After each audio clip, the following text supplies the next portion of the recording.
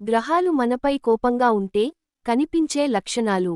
గ్రహాల్లో వచ్చే మార్పుల కారణంగా కొన్ని క్షణాల ఆనందం, కొన్ని క్షణాల దుఃఖం, మరికొన్ని నిమిషాలు బాధ కలుగుతుంది. ఎప్పుడైనా ఆలోచించారా? ఏదైనా చోటికి కొంచెం ఆలస్యంగా వెళ్ళి ఉంటే ఆ రోజు నాకు ఆ అవమానం జరిగేది కాదు అని. మిత్రులారా, చాలా మంది ప్రజలు అనేక వ్యాధులతో బాధపడుతున్నారు, కానీ వాటికి సరి అయిన కారణం తెలియడం లేదు. ఇంటిలో అంతా బాగానే ఉంది కానీ సంతోషం లేదు.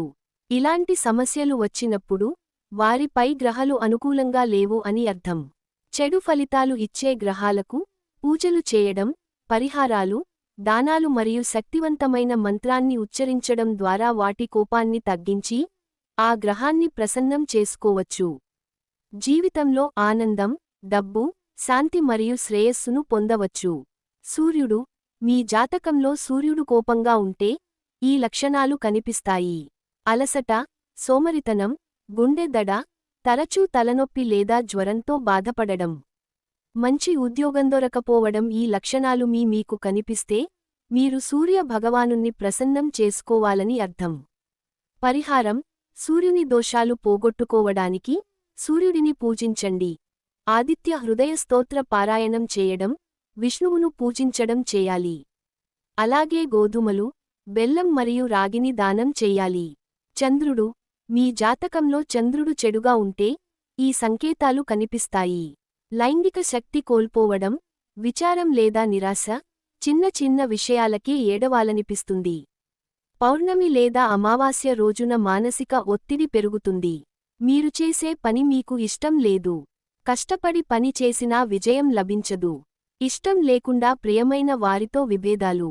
జలుబు, దగ్గు, మూర్ఛ్, మతిస్థిమితం, అపస్మారక స్థితి, ఊపిరితిత్తులకు సంబంధిత వ్యాధులు, ఆడవాళ్లకు ఋతుక్రమంలో ఆటంకాలు, జ్ఞాపకశక్తి బలహీనపడుతుంది.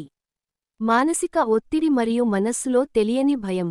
రకరకాల అనుమానాలు, భయాల కారణంగా ఆ వ్యక్తి మదిలో పదే పదే బ్రతికి ఉండకూడదు అనే ఆలోచనలు వస్తూనే ఉంటాయి. పరిహారం: చంద్రుని దోషాలు తొలగిపోవడానికి శివుడిని పూజించండి. మహామృత్యుంజయ జపం చేయండి. బియ్యం, పాలు మరియు వెండి దానం చేయండి. కుజుడు. జాతకంలో కుజుడు నీచ స్థానంలో ఉన్నప్పుడు ఈ లక్షణాలు కనిపిస్తాయి.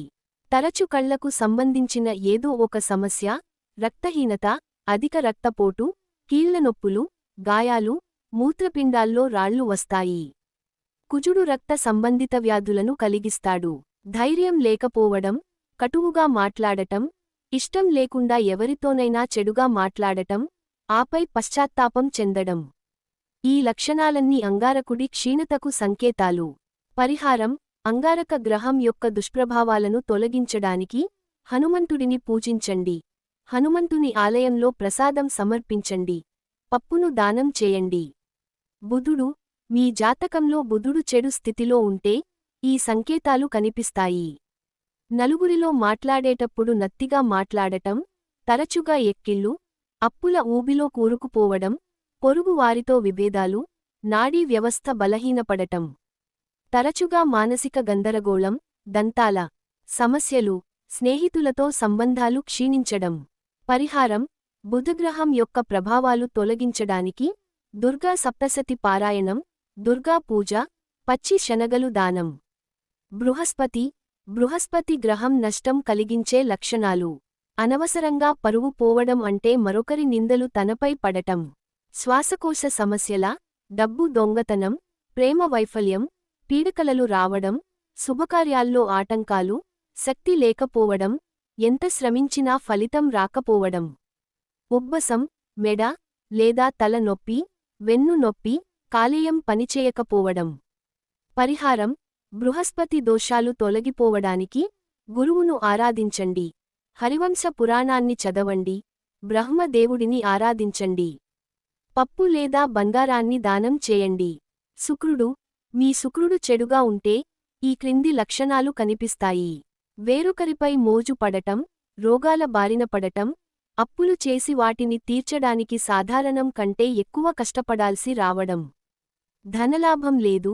పేగు వ్యాధులు, కిడ్నీల వద్ద నొప్పులు, కాళ్ల నొప్పులు మొదలైనవి. పరిహారం: శుక్రుడి చెడు నుండి బయటపడటానికి లక్ష్మీదేవిని పూజించండి. వితంతువులకు సహాయం చేయండి. నెయ్యి, పెరుగు, కర్పూరం దానం చేయండి.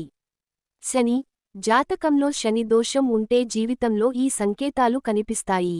ఉపాధి కోల్పోవడం, ఆదాయం లేకపోవడం, సమాజంలో గౌరవం లేకుండుట, అకస్మాత్తుగా ఏదో పెద్ద రోగం బారిన పడి చాలా కాలం వరకు నయం కాకపోవడం, కుటుంబంలోని సభ్యుల ప్రమాదం, ఇతర ఉద్యోగులతో విభేదాలు, ప్రతి పనిలో ఆలస్యం, నరాలలో తట్టుకోలేనంత నొప్పి, కడుపు సంబంధిత వ్యాధులు.